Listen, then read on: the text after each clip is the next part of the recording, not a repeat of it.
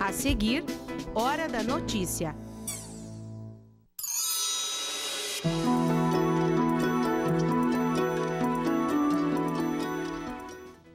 Após um período de estagnação, o mercado imobiliário de Passo Fundo volta a crescer e a gente mostra os atrativos que estão ajudando o setor. Transtornos de comportamento na infância. Crianças e adolescentes não tratados têm chances de se tornarem adultos infratores da lei. Para falar sobre esse assunto, o nosso convidado aqui no estúdio é o juiz de direito Dalmir Franklin Oliveira Júnior. Que tal uma massa italiana caseira e o melhor, receber na porta da sua casa? Na série de reportagens Sabor à Vida, nós vamos mostrar uma empresa de Sarandi que oferece justamente esse serviço. E ainda, Olá Cidade, uma exposição que te convida a conhecer Passo Fundo de um jeito diferente. Hoje é terça, 15 de agosto, é hora da notícia.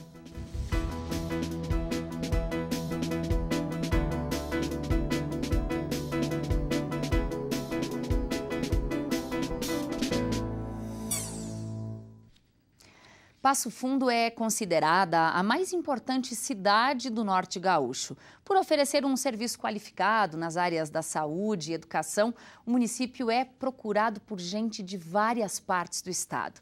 Bom, para ficar por um tempo ou até mesmo para morar e construir sua carreira por aqui. E é aí justamente que entra um mercado que, depois de um período de estagnação, volta a crescer. O mercado da locação de imóveis. Nesta imobiliária, o volume de pessoas em busca de um imóvel para alugar tem aumentado.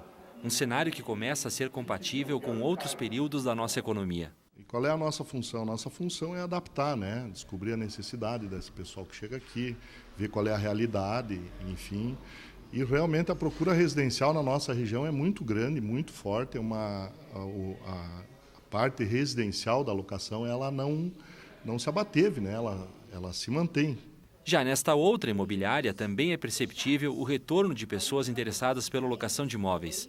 Isso se dá em razão de Passo Fundo ser uma cidade que oferece muitas oportunidades de trabalho, além de um forte segmento de ensino superior, com uma universidade e diversas faculdades. Os pais trazem o filho para estudar aqui, geralmente vêm os pais junto para procurar o imóvel, enfim, né?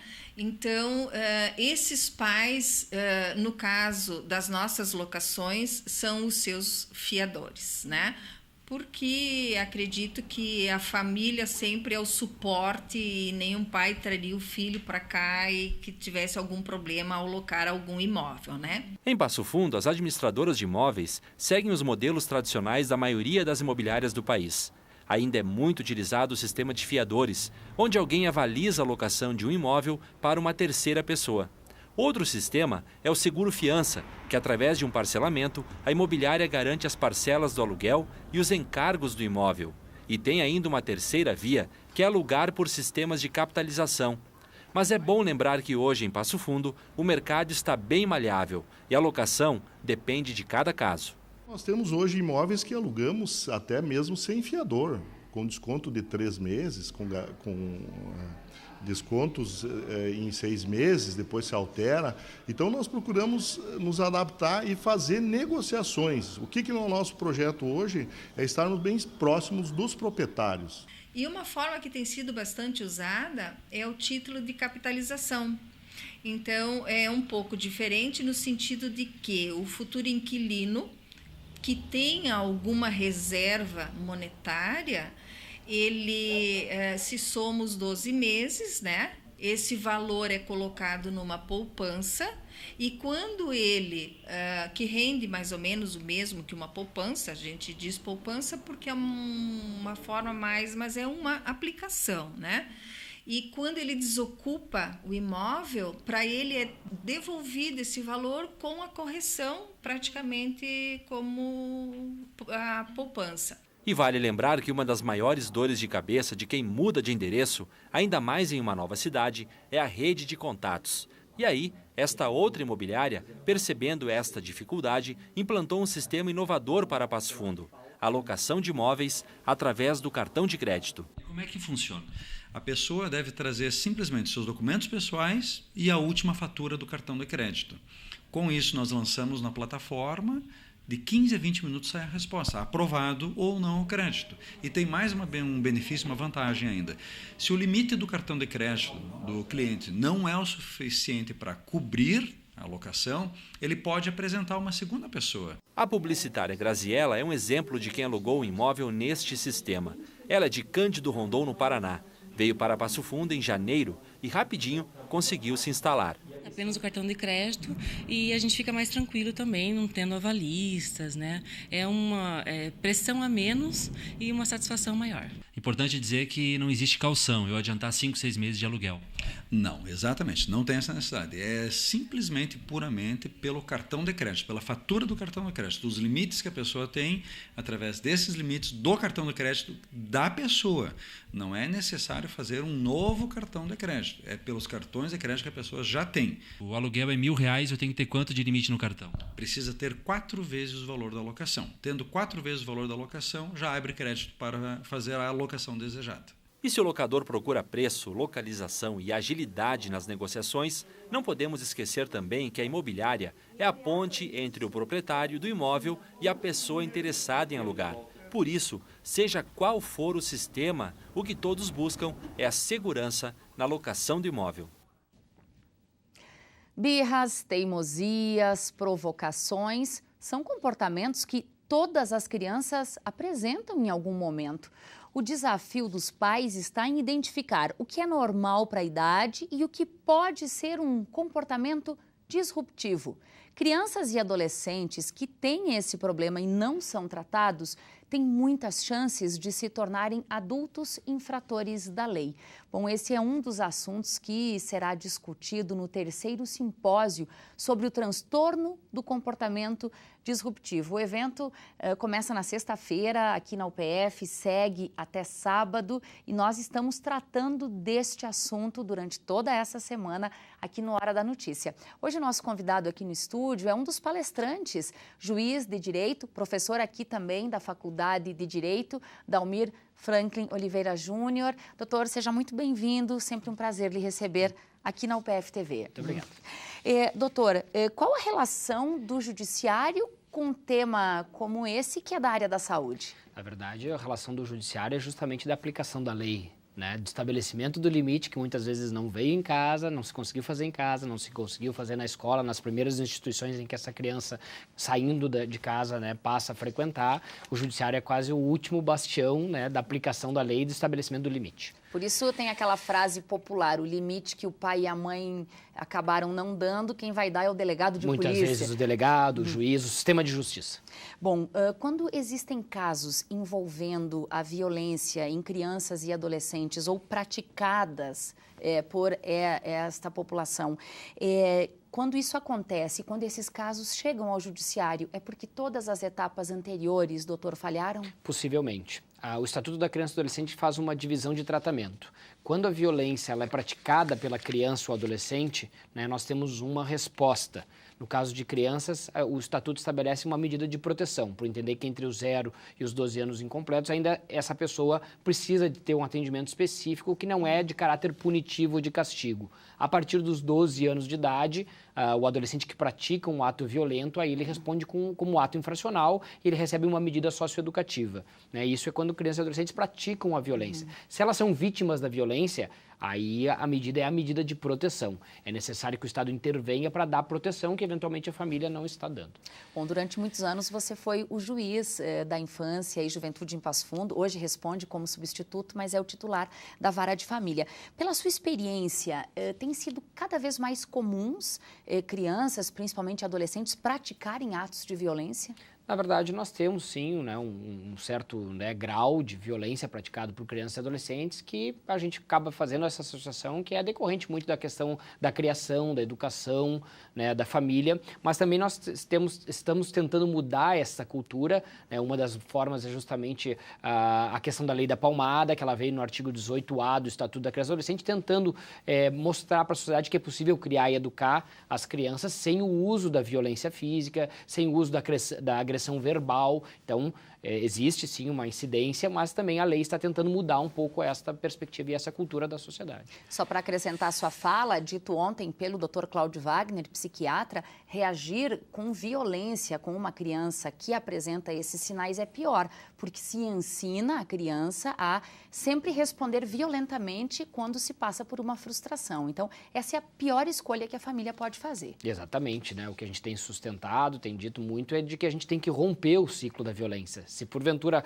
a criança está tendo algum tipo de comportamento agressivo, a gente tem que ter uma forma de tratá-la, de cuidá-la, de ensiná-la sem ser com a resposta agressiva, porque senão a gente vai estar perpetuando o ciclo da violência e isso tende a se repetir na vida dela, inclusive com outros, né? Então tem essa intervenção, que é uma coisa importante. O Estatuto estabelece como lei que a intervenção com criança e adolescente é uma intervenção precoce. A gente não pode deixar para amanhã, para daqui a 1 mês, 2 meses, diagnosticado, verificado o problema, já tem que haver intervenção, né? Seja por meio, se necessário, do conselho tutelar, qual é o tipo de atendimento que tem que ser feito na escola, a fim de que o quanto antes essa criança seja atendida para verificar o que se pode fazer.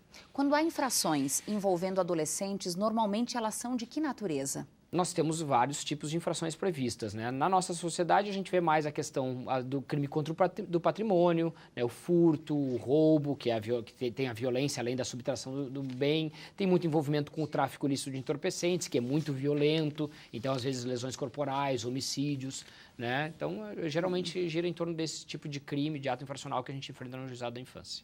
Não precisaria dizer, mas acho que vale a pena reforçar. O papel da família é fundamental nesse processo, doutor. Sem sombra de dúvida, né? Independentemente da questão jurídica, a questão legal, ela se une à psicologia para dizer que a criança ou adolescente, primeiro, tem o direito à convivência familiar.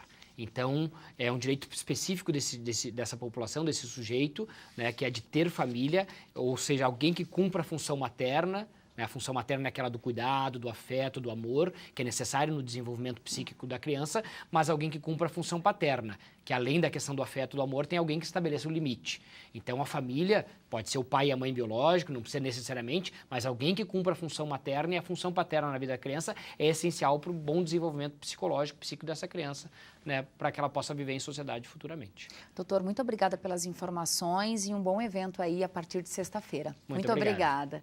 E olha, amanhã a gente vai seguir falando sobre esse assunto que envolve, né, o comportamento de crianças e adolescentes. O tema de amanhã é a influência das redes sociais no comportamento desses jovens. Vai estar com a gente amanhã aqui no estúdio, professor da UPF, doutor nesta área, Adriano Teixeira.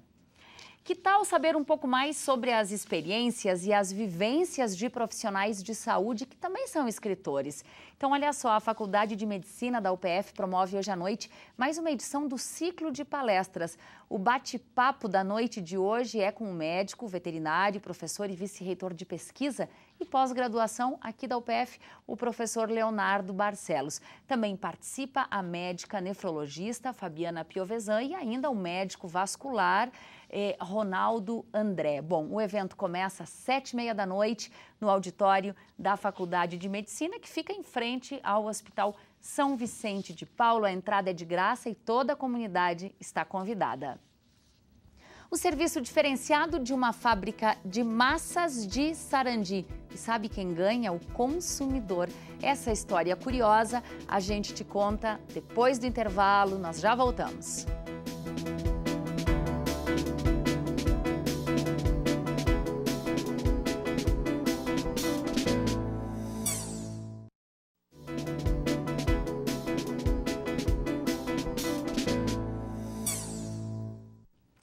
As redes sociais conectam o mundo. Sem dúvida, a ferramenta ampliou as fronteiras, encurtou distâncias, mas também trouxe problemas como a intolerância e superexposição.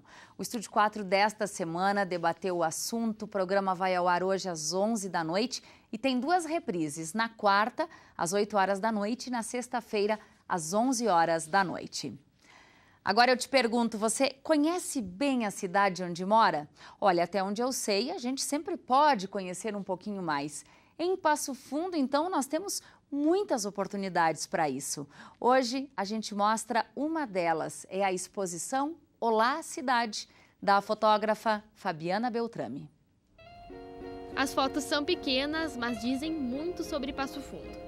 A cidade, retratada através do olhar da professora e fotógrafa Fabiana Beltrame, é um convite para conhecer e ver melhor cada lugarzinho dessa que é conhecida como a capital do Planalto Médio.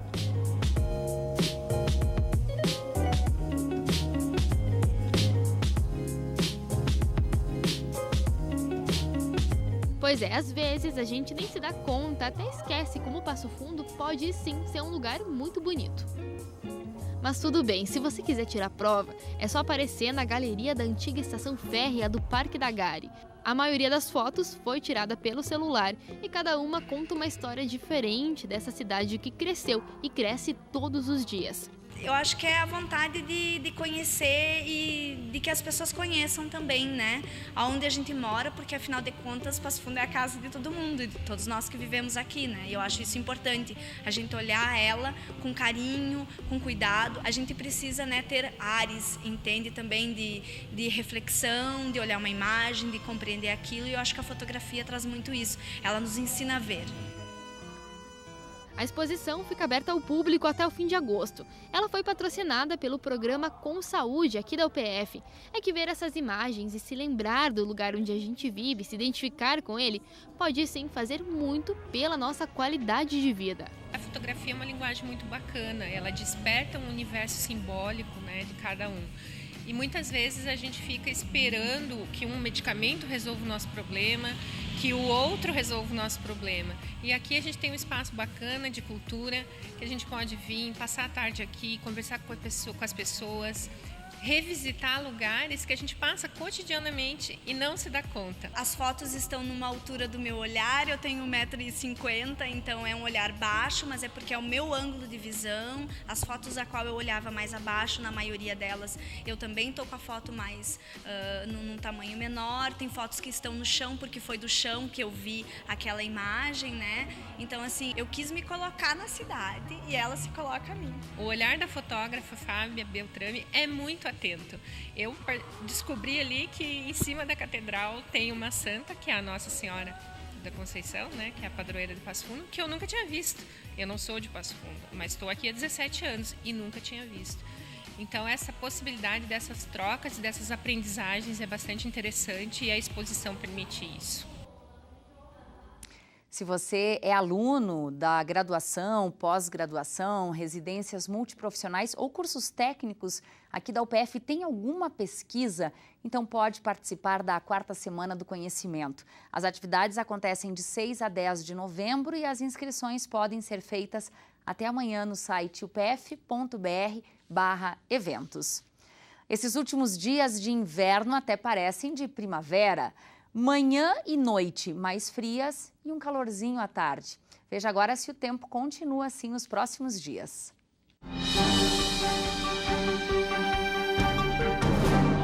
Previsão de uma quarta-feira com bastante sol em Passo Fundo, céu claro, sem chuva. Mínima de 10, máxima de 21 graus. A quinta-feira permanece igual, também com bastante sol, sem nuvens. Mínima de 10 graus e máxima que não passa de 23. Uma boa experiência gastronômica costuma ser bem-vinda, não é? Na cidade de Sarandi, uma fábrica de massas tem um serviço diferenciado que facilita muito a vida do consumidor. Os produtos são entregues na porta do freguês. Desse jeito, conquistar o cliente fica fácil, ainda mais quando na receita está aí a cozinha italiana com um toque da culinária gaúcha. Essa história dá sabor à vida.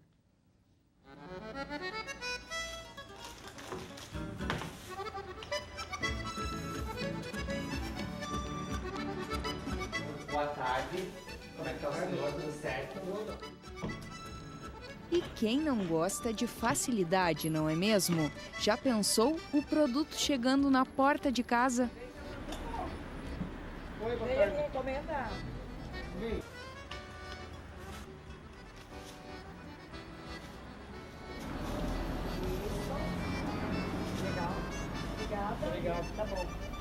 É cômodo, então, esse serviço?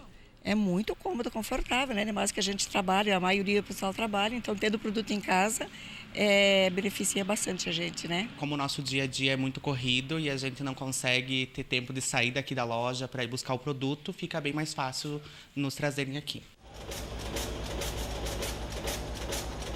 Bem, e esse é o diferencial de uma fábrica de massas que fica no município de Sarandi. O capelete de 4 queijos fresquinho, antes de chegar na casa do cliente, passa por longos processos numa linha de produção automática. Formador, esteira, esfolhadeira, secador contínuo. Aqui também são produzidas as massas curtas, massas longas e massas recheadas. E tem ainda a coxinha, as pizzas, cozidas no forno a lenha, as panquecas, haja farinha. Sempre indústria, né? Mas com aquele senso de fazer um produto artesanal. Fizemos também um produto que é também artesanal, que é a panqueca, né? Chamada crespelle aqui por nós. Fizemos a pizza, fizemos os molhos, o conchiglione, a lasanha. E agora entramos no ramo dos salgadinhos, que é as coxinhas, croquete, nhoque recheado, mais esse setor aí. Boa parte das máquinas que produzem essas delícias são italianas e a história é a seguinte: o César é o dono da indústria. Foram 11 anos na Itália, mais precisamente na região do Vêneto, aprendendo a trabalhar com a cozinha das massas em restaurantes e pizzarias do país. Mas alguém com espírito empreendedor quis, claro, montar o próprio negócio. Da Itália para a cidade natal, Sarandi. Foi para cá que ele trouxe em 2004 a forma, os molhos, a tecnologia para fazer todos esses produtos. A produção atende 45 cidades da região. 70% do produto vão para os mercados, o restante tem a venda de porta em porta. Que é um 15% diferenciado que é levado o produto até o cliente. É, como se diz em italiano, da dimenticare, né? Todo o começo eu acho que não é fácil para ninguém, né? Mas a gente com muita persistência e acreditava no produto. Hoje estamos aí com a produção nossa toda comprometida, principalmente nessa época de inverno, né? A nossa tecnologia é toda italiana e é voltada em cima, assim, da qualidade. É uma coisa que a gente priva desde o começo. Além do tradicional capelete de frango e de gado, que ganha uma produção de 1.200 quilos por dia, a fábrica produz o Sacotini Campeiro. São 400 quilos de Sacotini dia. É um produto que a gente trouxe da Itália com um formato exclusivo, que é patenteado aqui por nós. É só nós que fizemos esse produto aqui no Brasil. E é um produto que começou com a ideia de fazer esse recheio, né, que foi há tempos atrás elegido como prato típico aqui, né, e que hoje é nosso campeão de venda. E ele é premiado. Prêmio que foi promovido através acho que foi pela UPF, pelo setor de turismo, né, e foi eleito como prato típico aqui da nossa região, o primeiro lugar como produto gastronômico de destaque, né? Preocupada com a qualidade do produto, a família do César fez uma viagem de memória à Itália, com a ideia também de buscar novos conhecimentos. É o lugar onde a gente praticamente adquiriu toda essa experiência e aproveitando também para fazer um aprimoramento. Fiz um aprimoramento lá em cima da gastronomia e trouxe alguma coisa nova que a gente vai implementar agora no correr desse ano aqui. Se a inspiração é toda italiana, o jeito e a experiência é gaúcha. A minha preferência sempre é o Sacotini. E os molhos dele que são preparados, pronto, daí os molhos a gente pega muito. É um prato garantido. E amanhã a gente conta para você a história de Evani Lemos de Carazinho, que desde os 12 anos se dedica a diferentes pratos. Para sentir o gosto de entrar em campo mais uma vez, muita gente veio de longe. Estamos falando dos jogadores veteranos dos clubes aqui da cidade, o 14 de julho, o Gaúcho e, é claro, o próprio Passo Fundo. No reencontro, nas comemorações dos 160 anos do município, eles puderam lembrar de muitas histórias. A gente mostra como foi.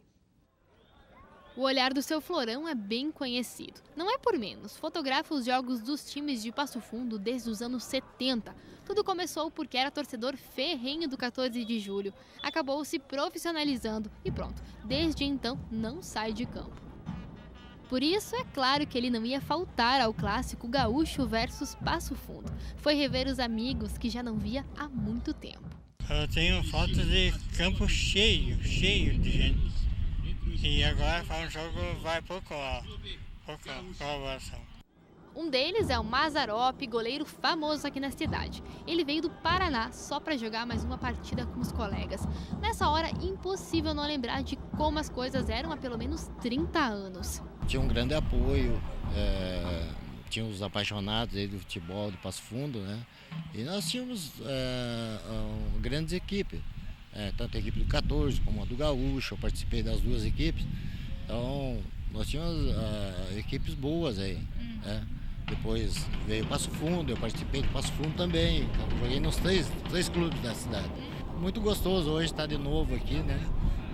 Retornar aí nessa festa. E como diz os antigos, né? Sempre dá um frio na barriga e voltar a jogar, ainda mais com vários jogadores que a gente jogou junto há 30 anos atrás, que nem o Mazarop, quando a gente foi campeão da segunda divisão pelo Passo Fundo. Então estão revendo os amigos, é importante para todo mundo. E assim como o pessoal mais antigo, também estava presente a última geração, que jogou no antigo Volmar Salton. Quando a gente entrava naquele campo, era um verdadeiro caldeirão, né? A torcida que comparecia dava muita força, né, para nós. E todos os times que iam lá no estádio Volmar Salton sentiu a pressão, né? Então, para nós só nos resta a lembrança, a saudade daquele tempo lá. Não importa se você torcia para o 14 de julho ou agora torce para o Gaúcho ou para o Passo Fundo. O que importa mesmo é que hoje aqui nessa partida serviu para reunir tantas histórias que já rolaram pelos gramados aqui da cidade. Histórias que ainda são capazes de gerar fãs.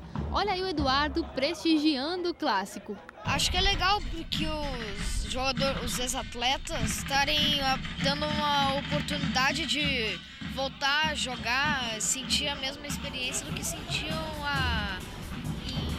em 90, 80. E mesmo com a plateia quase vazia, a torcida que estava ali lembrou e fez jus à comemoração. Que venham mais 160 anos.